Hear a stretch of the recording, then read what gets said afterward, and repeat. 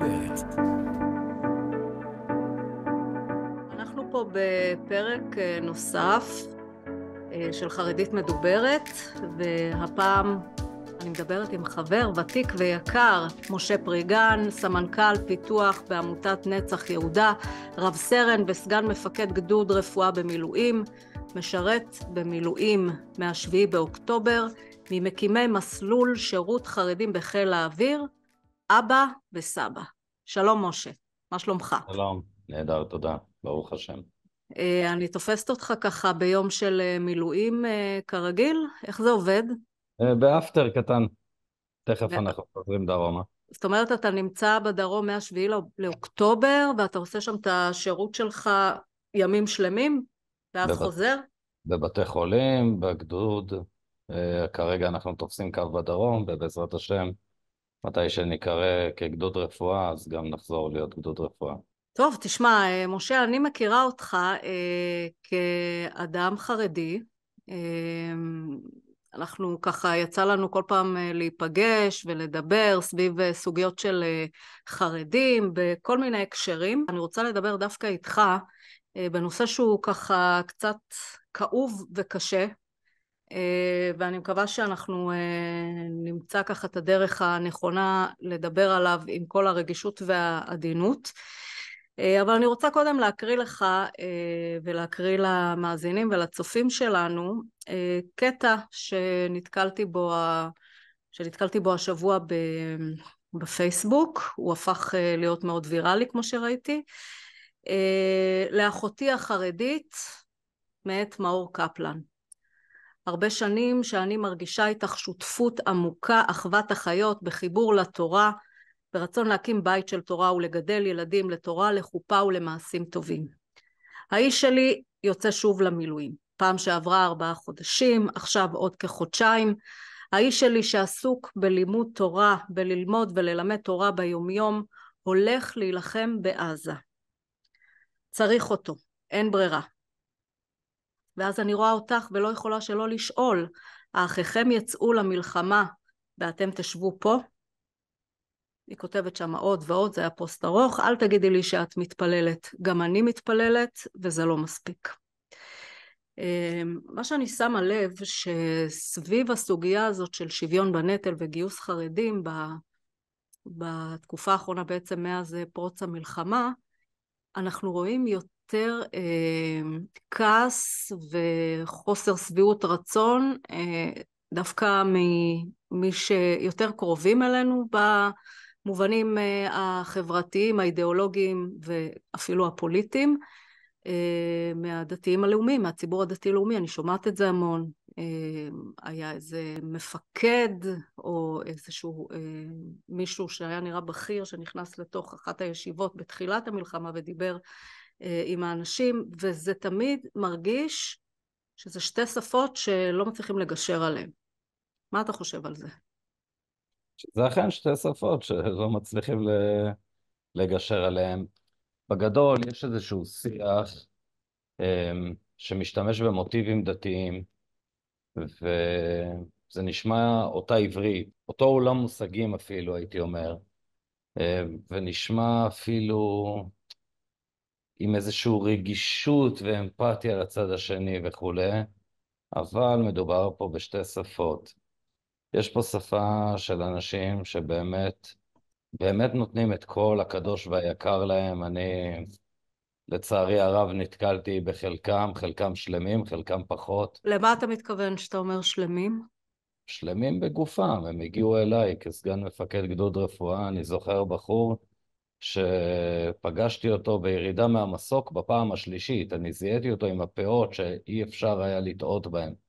ואני זוכר, אני ראיתי אותו בשיקום בפעם השלישית, אני אמרתי לו, תגיד, אתה לא מצליח להבין את הרעיון, כאילו, אתה כבר אשכרה הגעת לפה בפעם השלישית, אומר לי, גם בפעם השישית אני אגיע לכאן, ואני אעשה את אותה דרך חזרה. אז אתה בעצם פוגש שם במסוק בפעם השלישית מישהו שהוא מגיע מהעולם הדתי-לאומי, אני מניחה. מגיע מהעולם הדתי-לאומי, אי אפשר לטעות בפעותיו הגדולות, ושזה אותו בן אדם, החזות שלו מאוד מאוד ייחודית כזאת. אבל בכל אופן באמת מתנהל פה איזשהו דו-שיח של חרשים, וגם בסופו של דבר תחת אש מנסים לשנות פה סדרי בראשית, אף על פי שסדרי הבראשית השתנו. שמחת תורה בשעה 7:30 בבוקר כשעליתי לאוטו, וחמי אמר לי, משה, תשכח מכל מה שקשור לשבת, תעשה מה שצריך, כל דבר שאתה רק חושב שקשור להצלת חיים, תעשה. ומצד שני, באמת, יש פה אנשים שאולי לא מבינים את האירוע, וגם האנשים שמבינים את האירוע, חלקם, בסדר? לא מבין עדיין שהמציאות השתנתה, וחלקם, חלקם הגדול מבין שהמציאות השתנה, ויחד עם זאת, צריך שתהיה פה איזושהי תהליכיות, אף על פי שאין לנו זמן לתהליכיות. כשאתה אומר שיש אנשים שלא מבינים שהמציאות השתנתה, למי אתה מתכוון? שיש קבוצה חרדית גדולה שלא מבינה שהמציאות השתנתה. עכשיו, כל פעם גם משתמשים בטרמינולוגיה שונה. אם עד לא מזמן אני ידעתי שמי שלא לומד תורה מתגייס, וזו הייתה דעתם של הרוב המכריע של גדולי ישראל, היום אתה שומע תפיסות אחרות שבעצם הצבא לא מתאים. אוקיי, אז מה עשיתם בשביל שהצבא יתאים? האם באתם ואמרתם, אוקיי, יש פה זמן מיוחד שראוי שנעשה בו מעשים מיוחדים? יאמר לך החרדי הממוצע, הוא לא חייב להיות אגב חרדי מאוד, אתה יודע, אפילו מקרב החרדים, מה שנקרא המודרניים, יגיד לך, תקשיב, אנחנו תרמנו את שלנו, פתחנו חמ"לים, יש לנו את החברים בזק"א שעשו עבודת קודש. מה? למה כל גבר חייב ללכת לצבא ולהילחם, או בכלל להיות חלק מצבא, עם כל הבעייתיות הרוחנית שקשורה בזה? מה אתה עונה לבן אדם הזה? אני חושב שלהסביר עכשיו, בנקודת הזמן שלנו, לאי מי מהצדדים על העניין הרוחני בצה"ל עכשיו, זו שטות גמורה, מכיוון שאני מעולם לא זוכר צבא שהשיח בו והתרבות בו וכמות האנשים הדתיים בו הייתה כמו שראיתי אותה במלחמה הזו, ואני כבר 15 שנה בצה"ל, מ-2008 אפילו כבר, ומעולם לא ראיתי את צה"ל כזה, אבל זאת תהיה שטות גמורה לענות בצורה הזו, כי זה פשוט לא מעניין. למה הולכים לצבא? מכיוון שנצח ישראל והביטחון הלאומי שלנו הוא לא משהו שמנהלים עליו דיון. כשאני יצאתי מהכולל לא ניהלתי דיון עם אף אחד, פשוט הלכתי לצבא, אמרתי שלום, אני רוצה להתגייס, אנא ממכם שזה יהיה לתפקיד משמעותי. אני חושב שכל בן אדם במדינת ישראל שלא יושב ולומד תורה, יכול לעשות את זה. אגב, אני בתפקידי האזרחי כסמנכ"ל פיתוח מוסדות חינוך של עמותת נצח יהודה, אנחנו אכן עושים את זה. ואת יודעת מה? אני באמת חושב שבחור ישיבה שיוצא מעולמה של תורה, גם אם הוא ילך לעבוד בחנות מכולת מתחת לשטיבל, הוא ירד רוחנית. למה? מכיוון שהוא היה בתיבת נוח כזו או אחרת, והוא צריך מישהו שיתווך לו את העולם. בדיוק בשביל זה יש ישיבות הסדר, יש מכינות, וברוך השם אנחנו רואים ברכה גדולה בעמלנו. לצערנו אנחנו גם רואים לא מעט הרוגים שלומדים בישיבות האלה. לפני יומיים נהרג לנו תלמיד, בצלאל קרובץ', השם ייקום דמו, שלמד בישיבת הסדר חרדית, ועלה והתעלה שם. אתה חושב שיש היום מספיק מסגרות שבהם אפשר לעשות בעצם את המעבר הזה, את המעבר... אין מספיק, חד משמעית, אין מספיק. אין מספיק כי אין ביקוש? אין ביקוש של תלמידים שרוצים אין להתגייס מספיק, לצבא? אין מספיק בגלל כמה דברים. א', מדינת ישראל לא השכילה לטפח את הדבר הזה. אין תוכנית ממשלתית אחת שאומרת איך אנחנו מכינים חרדים לצה"ל. אין תוכנית ממשלתית אחת שאומרת יש לנו איזשהו מתווה שתוך 5 שנים 20 או 30% מהמחזור ילמד בכאלה ישיבות. אין דבר כזה. אבל אני חושבת שמצד שנייה. הצבא כן היו ניסיונות לשלב חרדים בצה"ל. אני יודעת שיש ניסיונות כל הזמן, ויש כל מיני תוכניות וכל מיני... יש ניסיונות כאלה, יש ניסיונות כאלה. אני לא הגעתי לפה בשביל להיות הנציג של צה"ל, בדיוק בשביל זה יש את דובר צה"ל. אני מדבר על מדינת ישראל, בסדר? כי אני אזרח, אני אמנם עם מדים כי הרגע נכנסתי הביתה מהאפטר, אבל אני אזרח. וכאזרח, חשוב לי לומר, אין שום תוכנית ממשלתית ששואלת את השאלה הבסיסית, מה המדיניות שלנו? מה אנחנו רוצים שיקרה? מה הצרכים שלנו? עכשיו, יבואו חרדים ומשתמשים בדברים שאנשי צה"ל אמרו, שאנחנו צריכים להיות צבא קטן וחכם. תירוצים, אנחנו מכירים את התירוצים. מה לדעתך הסיבה האמיתית של הפחד הזה מצה"ל שהוא רווח בכל כך הרבה קבוצות בתוך החברה החרדית? מה הסיבה האמיתית? איפה זה נופל? על מה זה נופל? וואו. יש הרבה מאוד פחד מלאבד א' את השליטה, ואני לא מדבר על השליטה, את יודעת, יש איזה כל מיני כאלה, את בטח מכירה אותם, שהרבנים רוצים לשלוט בצאן מרעיתם וכולי. אני לא מתחבר לאמירה הזו, אבל אני באמת מבין שאיבוד הסמכות, אוקיי? עד היום הרב היה מקור הסמכות. ממחר מקור הסמכות הוא המפקד, נקודה. תחשבי על, לא יודע, חסידי ויז'ניץ, בסדר? בחור חסיד ויז'ניץ, הסמכות העליונה שלו זה הרבה. חסיד גור, הסמכות העליונה שלו זה הרבה. אבל עזוב רגע את החסידים, ואם אנחנו נסתכל רגע על הציבור הספרדי, הציבור הליטאי... גם הציבור הספרדי וגם הציבור הליטאי, מקור הסמכות של הבחור הוא הראש ישיבה, הוא הרב שלו, ופתאום לאבד את מקור הסמכות, ואתה חושב שזה הסיפור? אני חושב שזה, יחד עם הפחד לאבד את הזהות כבן תורה, שיש לה גם משמעויות חברתיות.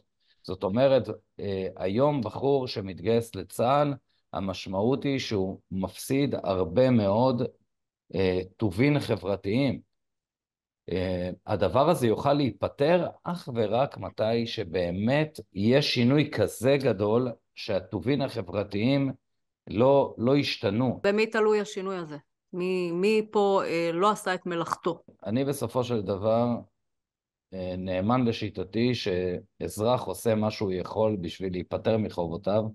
גם אנחנו הולכים לרואי חשבון בשביל שיגיד לנו איך אנחנו יכולים לקבל נקודת זיכוי כזו ונקודת זיכוי כזו. אוקיי? יש פה שיח של זכויות שאיכשהו קבוצה מסוימת קיבלה אותן. תגידו בצדק, תגידו שלא בצדק, זה לא מעניין כרגע. אין פה איזושהי שאלה כמה באמת חיילים מדינת ישראל צריכה.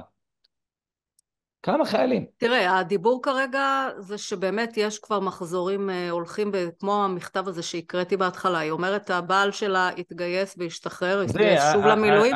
אני מקבל את זה. יכול להיות שבעניין המספרים אנחנו צריכים עוד חיילים? אני מקבל את זה שעוד 40-50 אלף חיילים סדירים היו משאירים אותי עכשיו בבית.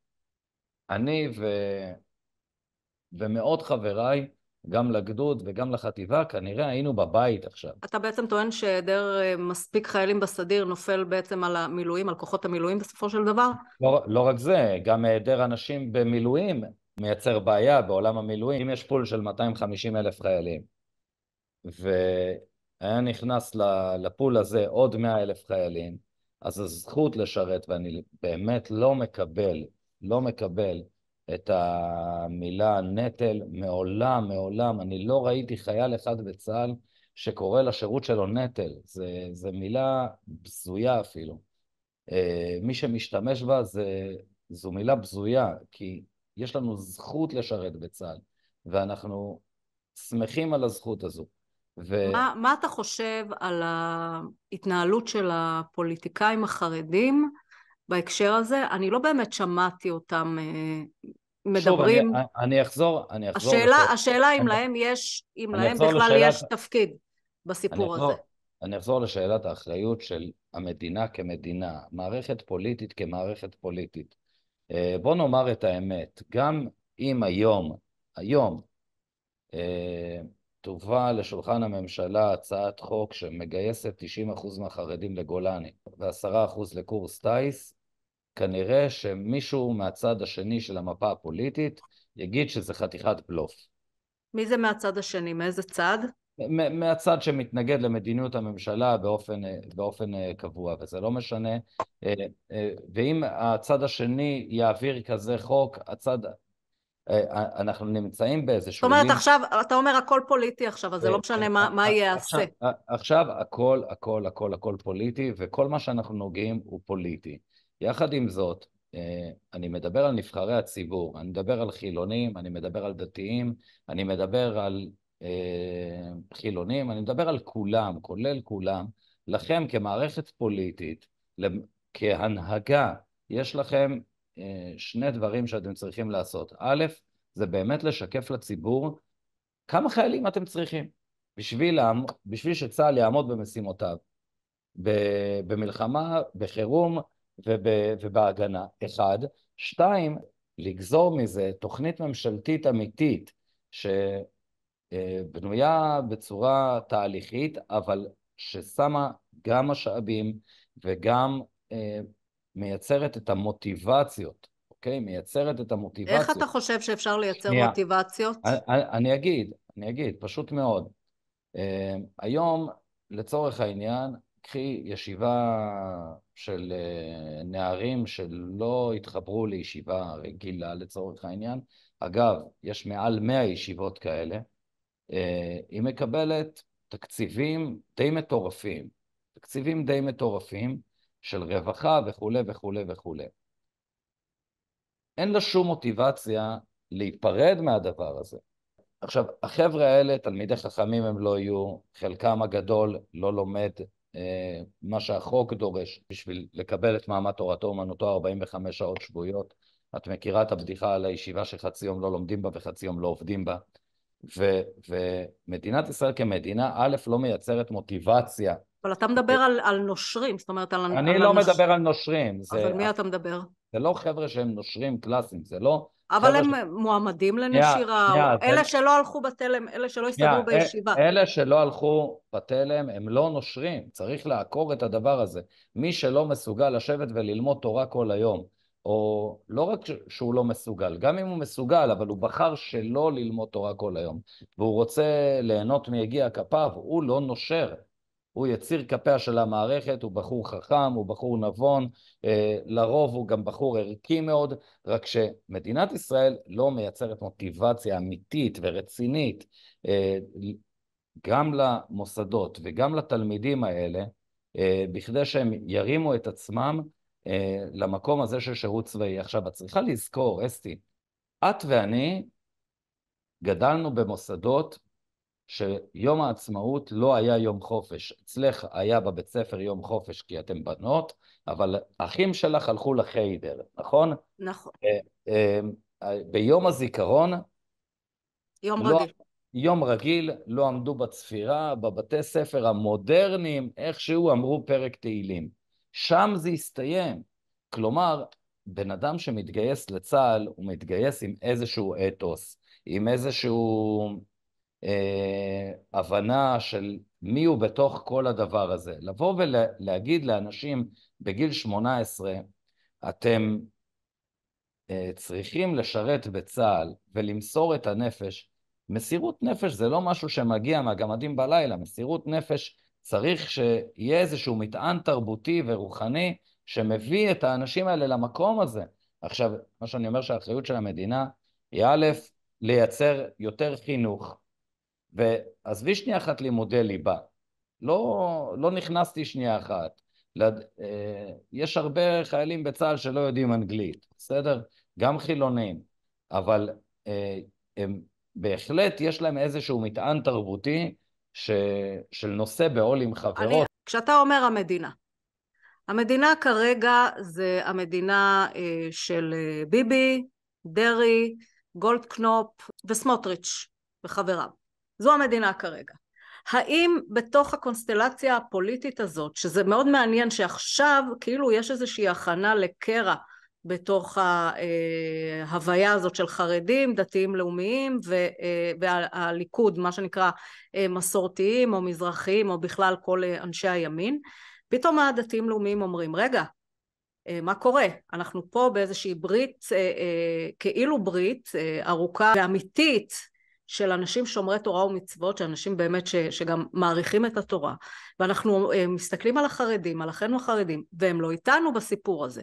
ואני שואלת, כשאתה אומר המדינה, איזה מדינה תעשה את זה? אני מניחה שכל עוד, שבציבור הדתי-לאומי, לצד הביקורת המאוד מאוד גדולה על חרדים, מאוד מאוד ברור להם שהם לא יכולים כרגע לנתק את הברית הזאת, והם חייבים לבלוע את הצפרדע הזאת. אז מי המדינה?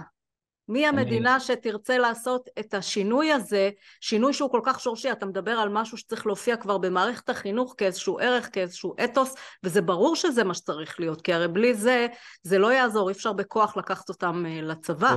שוב, המדינה, ובלי וואטאבאוטיזם, ויחד עם זאת, המדינה היא לא ביבי ולא סמוטריץ' ולא דרי ולא גפני. המדינה זה את, זה הילדים שלך, זה הנכדים שלך, זה הנכדים שלי, זה הנכדים של גנץ, זה הנכדים של ביבי. מקבלי ההחלטות זה כל מי שנבחר באצבעות של אזרחי המדינה. כולם, כולל כולם. ואני מצפה מהנהגה אחראית שתייצר מציאות שבה אפשר לקבל החלטות הרות גורל, באמת הרות גורל למדינת ישראל, מתוך איזשהו מקום של טוב משותף ושותפות אמיתית, ולא לעשות מכל דבר קדוש ככל שיהיה פוליטיקה. ואני אומר, היה ממשלה לפני הממשלה הזו, לא ראיתי שם חוק גיוס חרדים. אוקיי? לא ראינו. אגב, חוקים שהיו חשובים עברו. הם לא היו חייבים גם להעביר חוק. הם לא היו חייבים להעביר חוק. היו יכולים לפתח הרבה יותר את מערכת החינוך החרדית ממלכתית, יכלו להגיש תוכנית ממשלתית. אז מי עוצר את זה כרגע? בעצם למי אנחנו צריכים לפנות כשאנחנו... מסתבר שיש פה איזשהו, שיש פה תהליכים פוליטיים שאני באמת קטונתי מלפתור אותם. אני לא מתעסק בפוליטיקה, את מכירה אותי, אני לא פוליטיקאי, אני קם בבוקר ושואל את עצמי איך אני יכול ליצור מציאות שבה יש עוד מכינה קדם צבאית, וברוך השם באמת זכיתי לעבוד בנצח יהודה יחד עם ידידי המנכ"ל יוסי לוי, את כנראה גם מכירה אותו, נמצא כרגע בדרום, ברפיח. בוא, תגיד לנו כמה מילים על נצח יהודה. נצח יהודה כעמותה היא אחראית על שילוב חרדים בצה"ל. נצח יהודה היום מחזיקה 7 מוסדות חינוך, 3 ישיבות הסדר חרדיות, 2 ששולחות לקרבי, 1 ששולחת לתפקידים טכנולוגיים, באמת תלמידים מדהימים. יכול קצת לשתף אותנו במספרים? כמה בוגרים יש לכם? כמה משרתים? כמה מאות משרתים, כמה מאות בוגרים. סך הכל לנצח יהודה יש כמה עשרות אלפים של בוגרים. איך היחס לבוגרים האלה בחברה החרדית, במשפחות שלהם, בקהילות שלהם? מה היחס שהם מקבלים? רובם יחס מצוין. רובם המוחלט יחס מצוין. וכמה מהם מגיעים מתוך ההארדקור החרדי?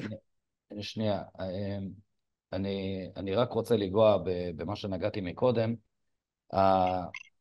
התפיסה שלי זה שאנשים שיש להם אחריות חברתית, אנחנו מחליפים במובן מסוים את מדינת ישראל, ואנחנו מצפים ששרים שיכולים לעשות, ואני יכול להגיד שבממשלה האחרונה יש לנו לא מעט שותפים טובים, כולל חברי הכנסת, חלק מחברי הכנסת החרדים והשרים החרדים, גם מהציונות הדתית, שבהחלט מקדמים דברים שלא קודמו בעבר בשום ממשלה אחרת, ויחד עם זאת, תוכנית ממשלתית אמיתית ורצינית, אנחנו כעמותה, יוסי הגיש אותה, פעם ופעמיים, אני מקווה מאוד שהדבר הזה באמת יעבור. זה לא צריך להיות איזשהו חוק שמשנה סדרי עולם, אבל בהחלט חוק שמשנה את המוטיבציות, וגם יודע להכווין וגם לייצר משהו שהוא הרבה יותר גדול. עכשיו, לגבי מה ששאלת, איך מקבלים את החיילים וכולי, ואם זה הארדקור או לא הארדקור. אני לא מאמין בארדקור. גם אני לא, אגב. מי שמגדיר את עצמו כחרדי, הוא חרדי. בסוף בסוף, יש איזושהי אמירה, את זוכרת אותה, פעם מוישה גפני אמר שמי שאין לו טלפון כשר הוא לא חרדי. הוא גם אמר, מי שרוצה להיות פוליטיקאית היא גם לא חרדית. יכול להיות, כן, זה יכול כל להיות. מיני הגדרות. יכול להיות, יכול להיות. הוא לא היה כנראה מוצא מניין. הוא כנראה גם לא היה מוצא עוזרים פרלמנטריים חרדים, נראה לי. אני לא סגור על זה, אבל נראה לי. אני מניחה שכמה עוזרים פרלמנטריים אמורים עכשיו להתקומם, אבל... כן, לא, אני מאמין שיש אבל כאלה. כן, ברור, מי שמוצא את עצמו בדרך להיות עוזר פרלמנטרי, מדוע שלא יעשה צבא? אולי חלקם עשו, אני לא יודעת, אבל יכול להיות, יכול להיות. בוא נדון אותם לכף זכות. חלקם עשו. אבל באמת, יחד עם זאת, המילה ארדקור היא לא נכונה, מכיוון שמי שמגדיר את עצמו כחרדי, הוא חרדי. מי שחסה תחת חוק של תורתו אומנותו, מי שקיבל דיחוי של תורתו אומנותו, הוא חרדי. הוא לא שירת בצה"ל מכיוון שהוא קיבל דיחוי של חרדים, נקודה. אז כמה הארדקור? מה אכפת לי כמה אנשים עם פאות וזקן יש? מאותי מעניין בסופו של דבר, הנשק פה לידי, בשביל ללחוץ על ההדק, אתה לא צריך לא פאות ולא זקן. אתה צריך עין סבירה ואתה צריך אצבע מתפקדת. זהו. באמת אין חשיבות לארטקור. עכשיו, אני מבין שאת רואה את הארטקור כשאלה של תהליכים חברתיים. לא, זו שאלה שמגיעה בדרך כלל מבחוץ. זאת אומרת, הארדקור עצמו, מי שכאילו מגדיר את עצמו או מוגדר כהארדקור, לא אכפת לו. הרי הוא לא רוצה להתגייס, כנראה, במספרים הגדולים. אבל כשחילונים מסתכלים על כל התהליכים האלה, ומסתכלים על חיילים שהם מגיעים מהעולם החרדי, אבל הם לא נראים להם בדיוק הפנטזיה הזאת של החרדים שיוצאים מבני ברק עם הפאות והזקנים והשטריימלים, אותם הם רוצים לראות, ולהם צריך תאמיני לומר לי, משהו, צריך לעשות איזשהו תאום ציפיות בתוך הדבר הזה. א', אני שמח מאוד שהרבה מאוד מהאנשים האלה לא מתגייסים. אותם אנשים שהיום מבקשים שאותם חסידים, אותם הארדקור חרדי שאת קוראת לו, ישרת בצה"ל, הם אותם אנשים שמחר יעשו הפגנות על כך שיש הדתה בצבא. ברור לך שעוד 50,000, 70,000, 80,000 חרדים בצה"ל יהפכו אותו למשהו שהוא אחר ממה שאנחנו מכירים אותו. אגב, אנחנו גם רואים את זה, אנחנו מכירים את ההתבטאויות של הפוליטיקאים, התבטאויות בזויות בהחלט, כנגד מכינת עלי, כנגד בוגריה, כנגד רבניה, שבאמת חינכו פה דור למסירות נפש. לא, באמת, לא חייבים להסכים, לא חייבים להסכים על הסגנון, לא חייבים להסכים על התוכן, אבל מילים שתולות את כל הרע והמכוער שיש בצה"ל במכינה כזו או במכינה אחרת, זה נורא והיום מבחינתי. ולכן אני אומר, צריכים גם להיזהר, את מכירה את המשפט, תיזהר במשאלות שלך. אנחנו צריכים להיזהר עם המשאלות שלנו, כי בסוף אנחנו צבא העם. וכצבא העם אנחנו נצטרך למצוא פתרון אמיתי, איך אנחנו לא משתלבים בצה"ל, איך אנחנו משרתים יחד. שאלה נוספת, שהיא אולי שאלה קצת קשה, אבל אתה מכיר אותי, אני פמיניסטית נודניקית, והנושא של נשים בכלל במרחבים הציבוריים, במוקדי קבלת החלטות, ובכלל הוא מאוד מעסיק אותי, והוא גם חלק ממה שאני עושה בחיי. בוא נאמר שבאמת הרצון הזה, הפנטזיה הזאת של באמת שירות משותף של חרדים, שיהיו מסות גדולות יותר של חרדים, לא משנה הארדקור או לא הארדקור, שמצטרפים לצה"ל, איך זה לדעתך משפיע על מעמדן של נשים בצה"ל, כי שוב אתה מזכיר את מכינת עלי, ואני מניחה שהדברים האלה ככה גם קשורים, כי הנושאים האלה תמיד מגיעים לאיזושהי נפיצות בהקשר הזה של נשים. הנה עכשיו יש איזה טקס ואישה עולה לשיר והבחורים הדתיים יוצאים החוצה. איך אתה רואה את הדבר הזה מצליח? אני חושבת ששם בעצם זה מוקד החיכוך המשמעותי ביותר, מול אלה שבאמת מדברים על שוויון, ומול אלה שרוצים אולי להתגייס, אבל לא מרגישים נוח בתוך איך שהצבא מתנהל כרגע. אני אגיד כמה דברים בעניין הזה. א', אני לא יכול לשנות את ההלכה. יחד עם זאת, אני גם לא יכול לשנות את הלכות בין אדם לחברו.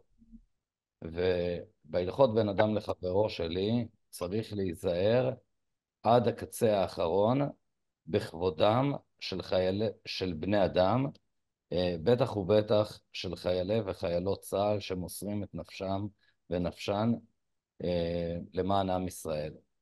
במשמרת שלי אף אחד לא יפגע בשום חיילת. ואחרי שאמרתי את הדבר הזה, מטבע הדברים יוכלו להיווצר חיכוכים תרבותיים שאיכשהו מישהו יצטרך לשלם את המחיר.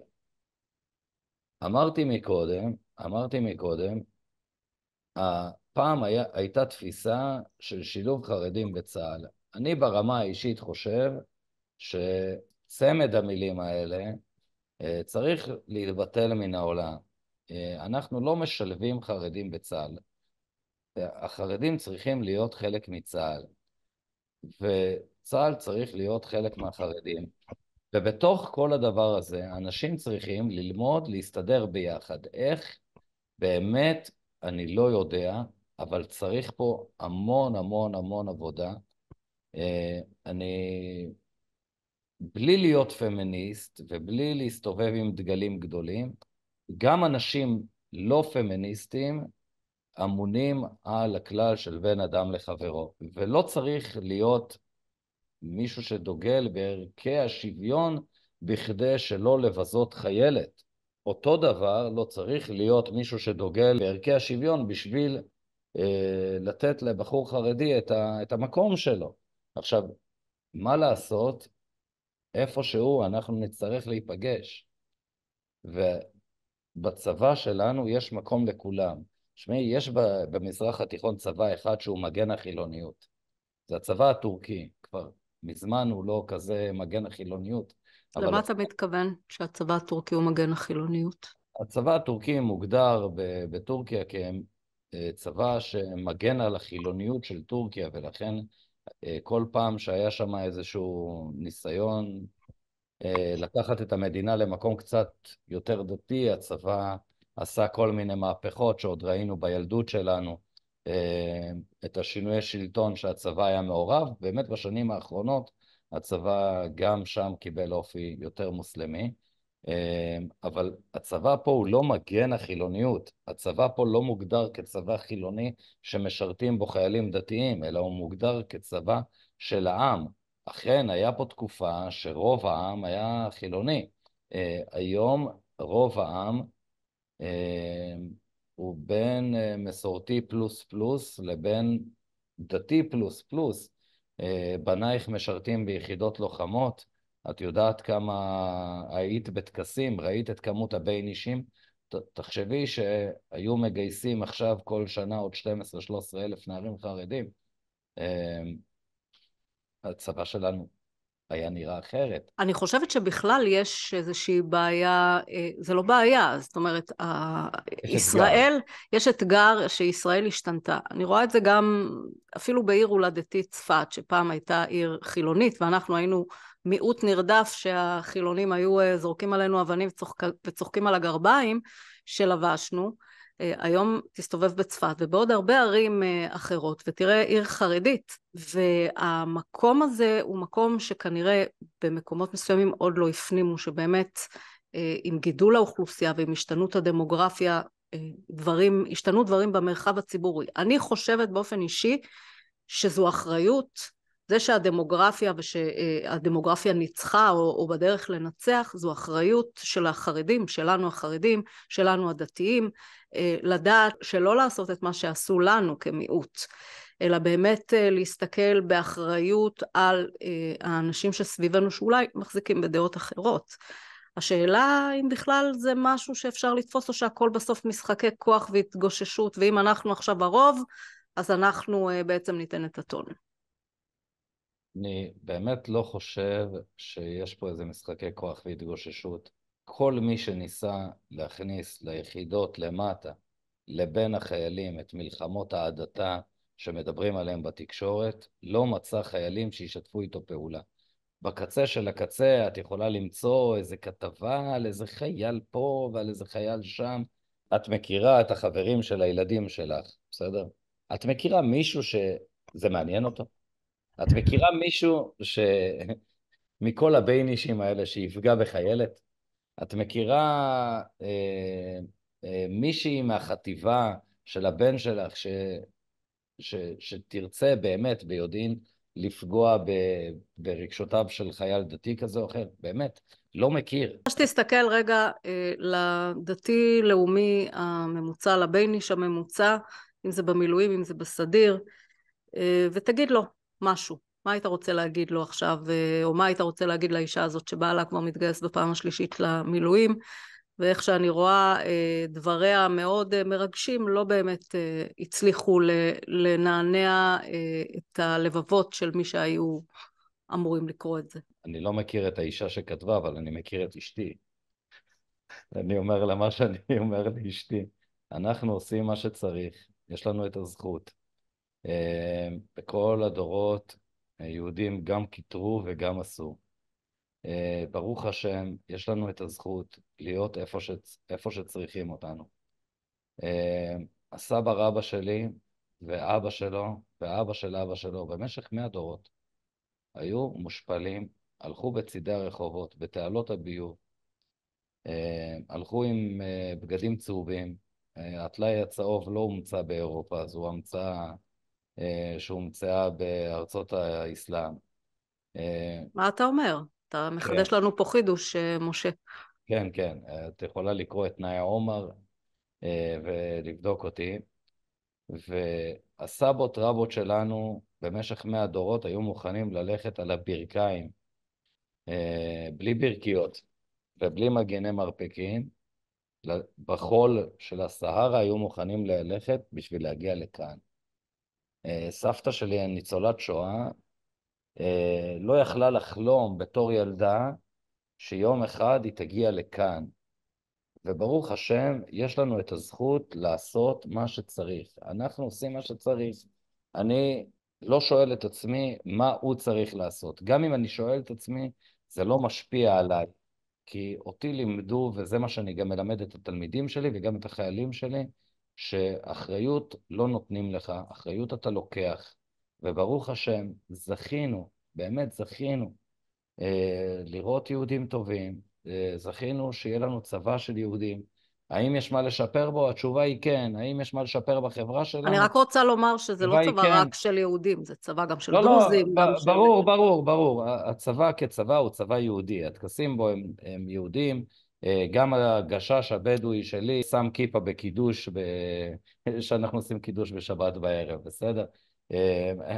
הכל טוב, אנחנו צבא של כל הישראלים, אבל הצבא כצבא הוא צבא שרוב מניינו הוא יהודי, והתרבות בו יהודית, הטקסים בו הם יהודים, נשבעים בו על התנ"ך וכו'. על אף שכל מי שאינו יהודי כמובן יכול להישבע על כל ספר שהוא יחליט. זה מה שאני אומר לידידי הדתי-לאומי, זה מה שאני אומר לאשתי, זה מה שאני אומר לילדים שלי. וברוך השם, משמחת תורה, פעם אחת לא עבר לי בראש, וואלה, מי היה לוקח ממני את הנטל הזה?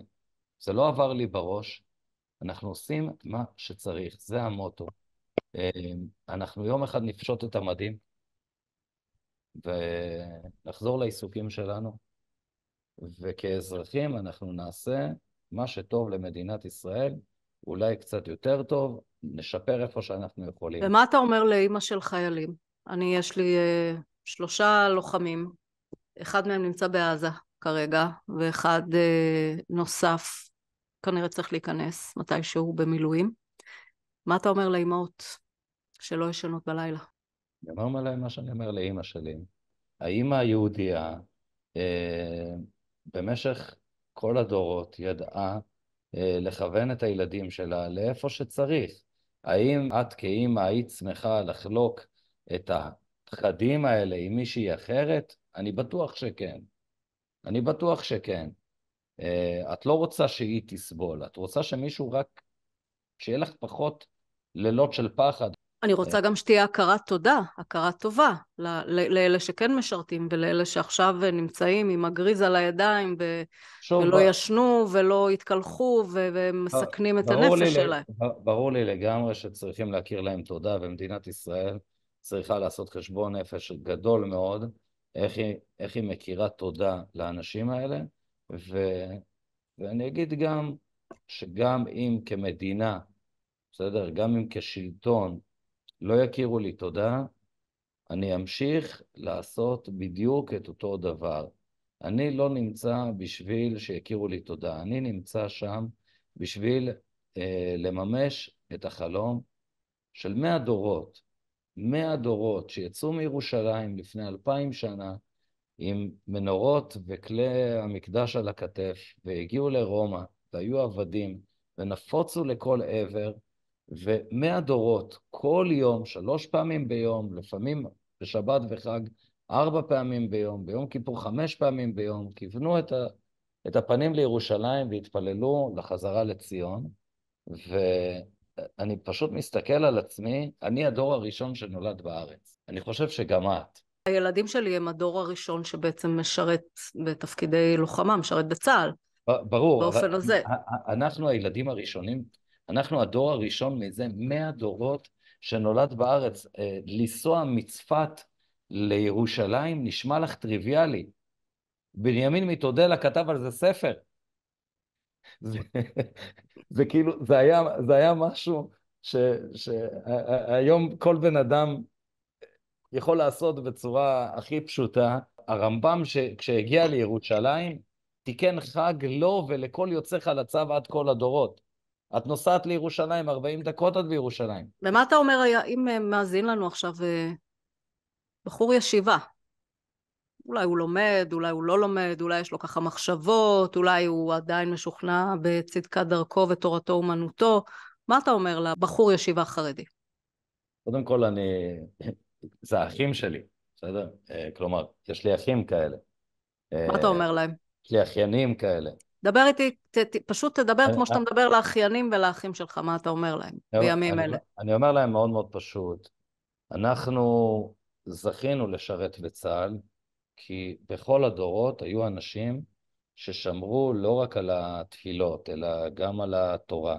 והתורה הייתה המעטפת הרוחנית והתרבותית אפילו. היא נתנה לנו את הלמה.